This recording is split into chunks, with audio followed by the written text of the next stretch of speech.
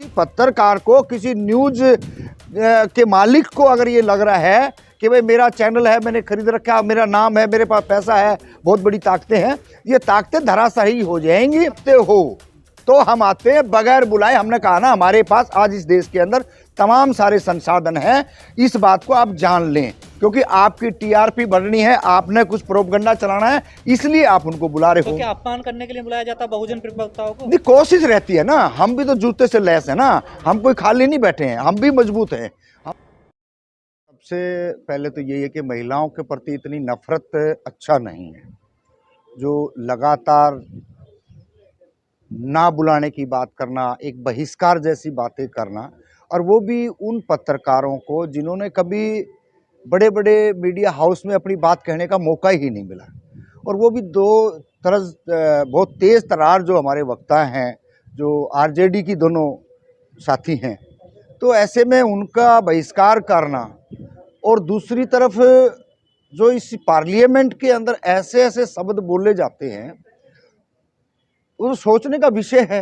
कटवारे, मुल्लारे, भड़वारे, ऐसे ऐसे शब्दों तो टीवी को पर शब्द बोला, टीवी डिबेट पर इनको जो बोला वो ऐसे बोला कि बेवकूफ़ी भरा है ये, और ये भी कहा गया कि ताना भी मारा गया है कि आप पिछड़ी जाति का विक्टिम गार्ड खेलती हैं, इस तरह हाँ, से नहीं, टीवी डिबेट पे बोला। वो प्रयास था ना उनका, वो पूरे का पूरा उनका यही था कि इसको किसी तरीके से जलील किया जाए, और ये बात वो भूल चुके हैं कि आप अगर ऐसे गेम खेलोगे तो ये उल्टा आपके ऊपर भारी पड़ेगा। और संभावित सी बात है, आप हमारे को अगर बुलाते हो किसी भी प्रवक्ता को, तो आप बात कहने का मौका तो देना उसको, आप मौका दे ही नहीं रहे हैं। सारी बात आप बीजेपी की तरफ से भी और अन्य पार्टियों की तरफ से भी आप स्वयं ही कह देती हैं। अच्छा, फिर आपने क्या पता मेरे मन में क्या सवाल चल रहा है, और आप उससे पहले इस तरीके के जो बहिष्कार जैसी बात और ऐसे अपमानित जैसे शब्दों का अगर यूज करते हैं, तो इससे साफ पता चलता है कि आज की जो एंकर या एंकराएं जो बैठी हैं, वो सारे के सारे जो है वो बीजेपी का और अन्य, चाहे चुनाव आयोग का, चाहे आरएसएस का, इनका बचाव करने के लिए बैठे। और वर्तमान में जो परिस्थिति बिहार में जो पैदा हो रही है, ये सारा उसको धुलमिल करने का रास्ता है। वो लोग तो कहते हैं कि हम जो है टफ क्वेश्चन पूछते हैं। नहीं, कोई टफ नहीं है, वो बरगलाने की बातें हैं। बिहार के अंदर सीधा सीधा इस बात का पता है कि कुछ तो जो है रामविलास पासवान की पार्टी को टिकटें अच्छी मिल जाएं, कुछ जो है जीतन राम मांझी को मिल जाएं, कुछ बीजेपी को मिल जाएं, और कुछ और घटक दल हैं जो उनके, जो अभी नया नया एक पार्टी बनी है, वो कुछ सीटें ले लें।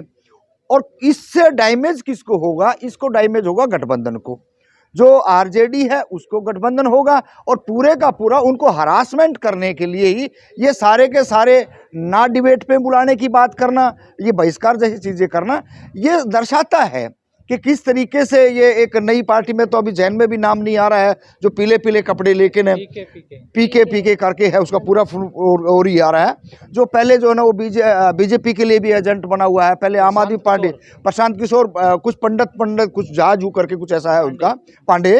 तो वो ये जो चार जो घटक दल बनाए हैं, ये पूरा दर्शाते हैं, पूरे देश दुनिया के लोगों को पता है, ये कहीं ना कहीं हमारे को कमजोर करने के लिए है। बाकी जब हम बात रखने के लिए आते हैं, तो वहां पे ये डराने का प्रयास है।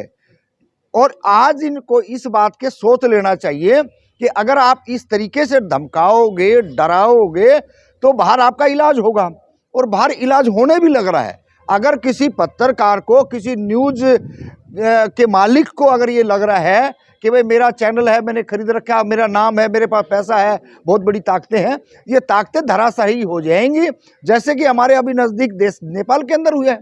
और ये इसी गोदी मीडिया का ही गेम था, इन्हीं की प्लानिंग थी, और इन्हीं की प्लानिंग से पूरे का पूरा सिस्टम नेपाल के अंदर धराशायी हुआ है।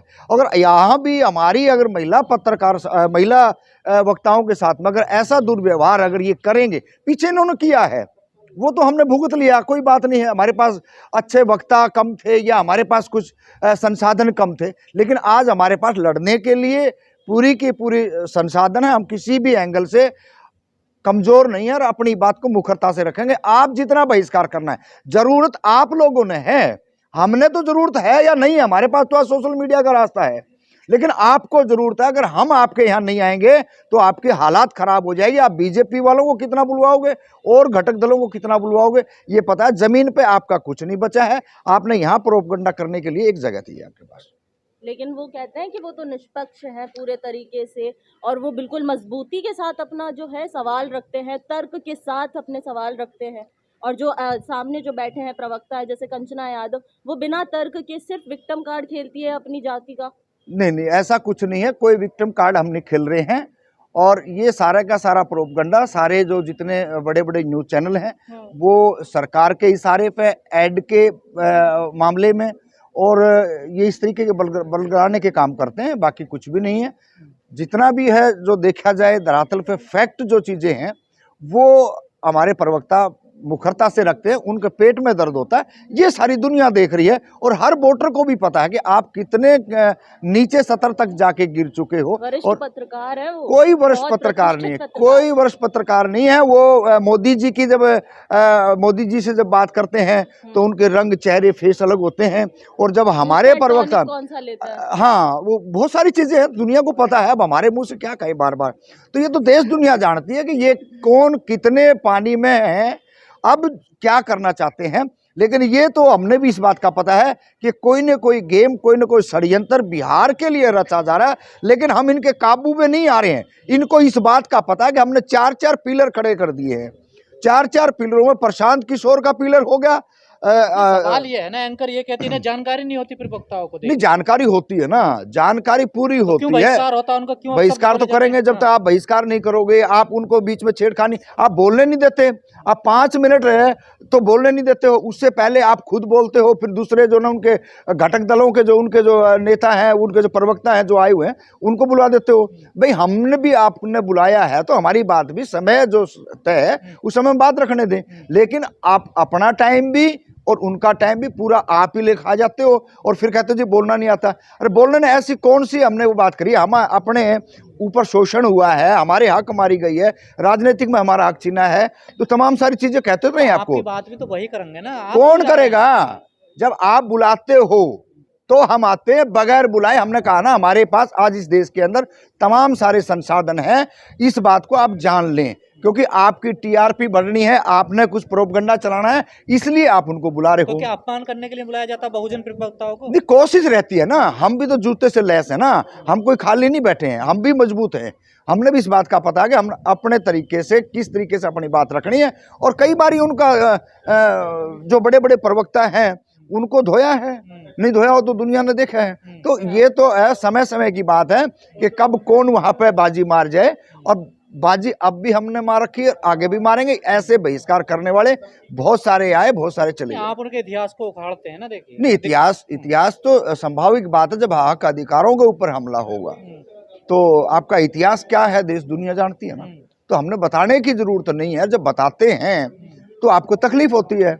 तो तकलीफ आपको नहीं होना चाहिए। जब हमारे बाप दादा परदादाओं के साथ आपने अगर ऐसा किया है, हमारे हक अधिकार मारे हैं, हमारी नौकरियां मारी है, राजनीतिक हक अगर हमारा छीना है, तो हम बोलेंगे। वही लालू यादव है जिसने लगातार वहां पे आपको खदेड़ने का काम किया है।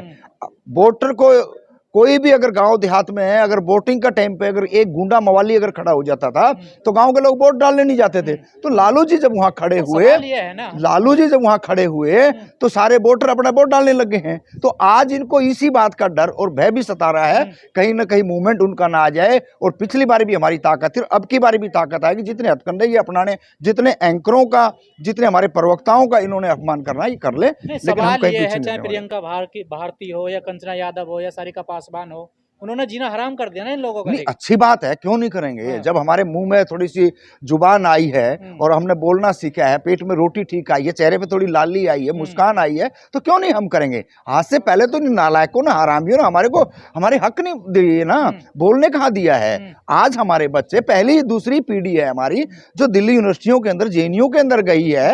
अरे आपसे पहले तो हमारे दादा को, परदादा को, चाचा को, हमारे देखो कोई 10th में था, कोई 12th में था, कोई 8वीं था, कोई 7वीं में था। आज हमारे बच्चे पीएचडी करके, आज हमारे बच्चे बड़ी बड़ी होश में आए हैं। जब वो पढ़े हैं तो तरक करना सीख रहे हैं। अब आपको गड़बड़ हो रही है। यही सारी चीजें समझने की है कि ये नहीं चाहते, ये हेरा फेरी करके जो बड़े जो पढ़ने के जो कॉलेज स्कूल कॉलेज हैं उनको भी बंद कर रहे हैं, और तमाम तरीके के देश में छोड़ा क्या और इन्होंने। इन वक्ताओं पे यह आरोप है ना कि ये हिंदू धर्म ग्रंथों पे सवाल उठाते हैं, जाति प्रथा पे सवाल उठाते हैं, जो उनकी परंपरा जो संस्कृति है उस पर सवाल उठाते हैं लोग। नहीं, परंपरा कोई नहीं है देश के अंदर। परंपरा जो ओरिजिनल परंपरा है वो बहन बेटियों को पढ़ाने की परंपरा होनी चाहिए, उनको एजुकेट करे ना। आप एजुकेटेड कर जो साधन हैं जो पिछली सरकारों ने बनाए थे, आप हजारों लाखों स्कूल तो देश में बंद कर चुके हो।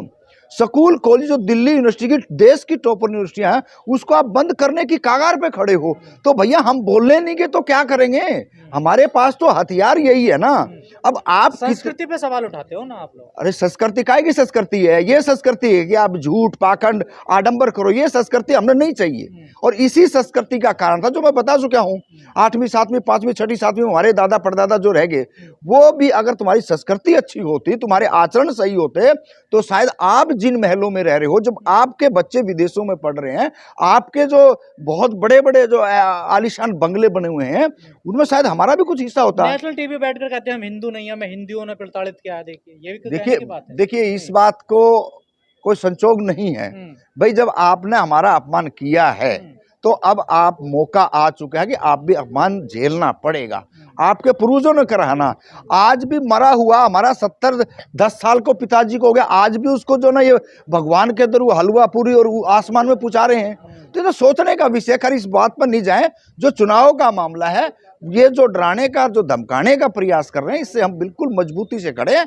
और ये जितनी ताकत लगाना चाहे ना बिहार में, ये कुछ कर लेंगे, ये चार चौकड़ी कुछ नहीं कर सकती है। डिबेट का माहौल बिगाड़ देते हैं। कोई माहौल नहीं बिगाड़ते, माहौल खुद बिगाड़ते हैं। ये चाह रहे हैं कि बिहार के अंदर किसी न किसी तरीके से ये पजल हो जाएं और अच्छे तरीके से हम जो है ना यहाँ से निकल जाएं।